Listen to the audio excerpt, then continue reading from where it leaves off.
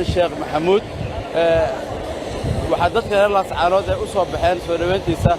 waa berigii hore ee saaka ilaa iyo hadda dabcan garoonka Laascaanood iyo guud ahaan magaalada Laascaanood zaxmadda dareenka iyo farxadda ka jirtayna ma ahan la soo koobi karo ma ahan wax la soo koobi karo haddaba dabcan ma ahan sidaas daraadeed hadda waxa aan u taagannahay oo reer Laascaanood ay u taagan yihiin oo diyaaradda aad arkaysaani uu la socdaa madaxweynaha Jamhuuriyadda Federaalka Soomaaliya mudane Xasan Sheekh Maxamuud waxaa saf ku jira halkan oo u diyaara inay soo dhaweeyaan madaxweynaha Jamhuuriyadda Federaalka Soomaaliya dadyo kala duwan oo iyagu mas'uuliyiin kala duwan xilal badan haya Soomaaliya Federaalka iyo guud ahaan kuwada jiraba marka dabcan annagu sida aan saakay idinku ballan qaadnay sameynteena toos ay ahaan doontaa oo toos ay warbaahinta qaranka Soomaaliyeed uga socotaa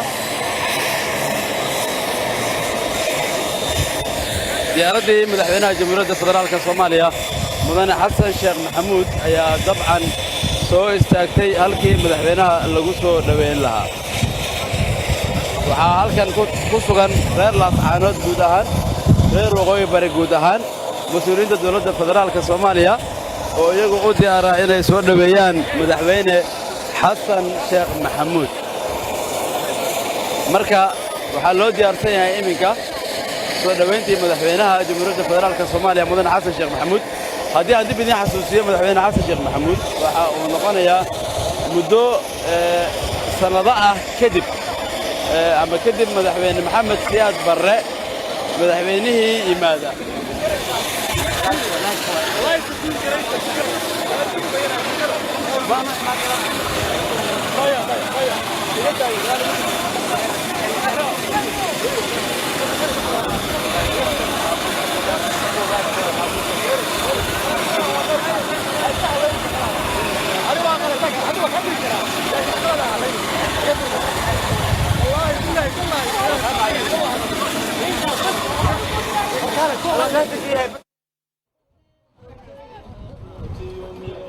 ciidanka kala duwan ee ammaanka sugaya ee 12 waa hagaag daawadayaal tabintii tooska ee warbaahinta qaranka aan ku jirnaa dabcan madaxweynaha Jamhuuriyadda Federaalka Soomaaliya mudane Xasan Sheekh Maxamuud ayaa loo diyaar garoobay soo dhaweyntiisa